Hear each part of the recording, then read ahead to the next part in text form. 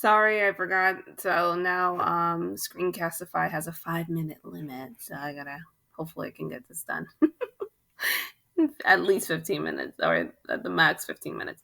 All right, so make sure you know the chemical equation of photosynthesis, right? So you have carbon dioxide, water, and sunlight, which gives you glucose, which is C6H12O6, and 6 molecules of oxygen, right?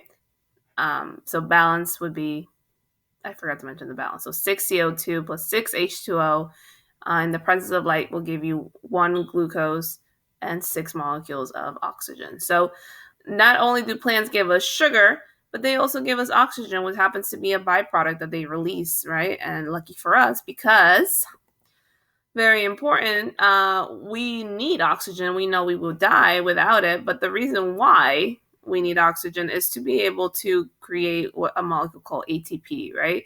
And ATP is basically a molecule for energy in the cell, and that's what keeps us alive. And so cellular respiration is basically a process where we take the oxygen that we breathe, right, transported through our blood, and the sugar that we eat, right, that we finally digest, and that it makes its way into the cell, and we break that sugar storage into a molecule again called ATP, which is basically the molecule for the currency for energy in the cell. That process now releases back the carbon dioxide that the plant had used to store it, the energy, back into the atmosphere, and releases water as well. Okay, so it's the reversal process. So cellular respiration, again, will release the energy that was stored in sugar.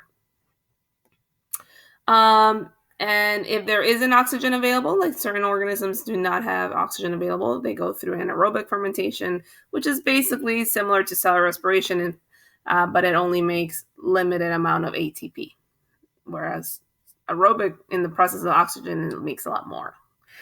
Please do watch this. It does go into photosynthesis and cellular respiration a little bit more detail if you forgot all about it in biology. All right, so let's get into the efficient. We're not, and you don't need to go in super detail either, like how you went over in biology. Just understanding the process and the chemical equations is fine for both. All right, so we talked about how I know you guys probably heard of the rule of 10%. So let's talk a little bit about the efficiency of solar energy. Okay, so 98 to 99% of the solar energy is going to be unsuitable for photosynthesis because the light travels in wavelengths, and 99%, up to 99% of those wavelengths will not be absorbed. Only about 1 to 2% will be actually captured by plants. And so photosynthesis depends on the rate of photosynthesis will depend on lots of things. The light intensity, reaching the leaves, right? And that's why there's always a competition for plants to be taller than one, so they're competing for access to sunlight, especially in like dense forests. The temperature of the environment, so cooler temperature slows down photosynthesis. The availability of water and nutrients. So for example, you might remember that plants at the bottom of the plant leaf, there are stomata, which are openings for oxygen and for CO2 and for water vapor.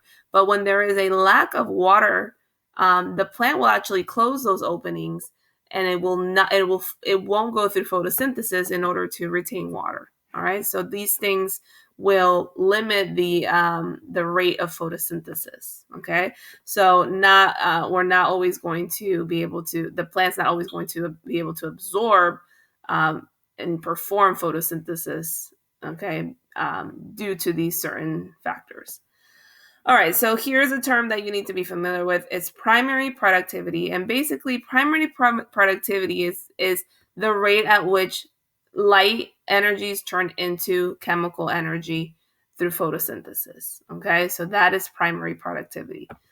And it's going to be usually measured in biomass. So biomass just refers to the dry mass of an area of living things, right? So you would take, and normally you do dry mass rather than wet because you eliminate the water and just try to figure out how much of that mass is present.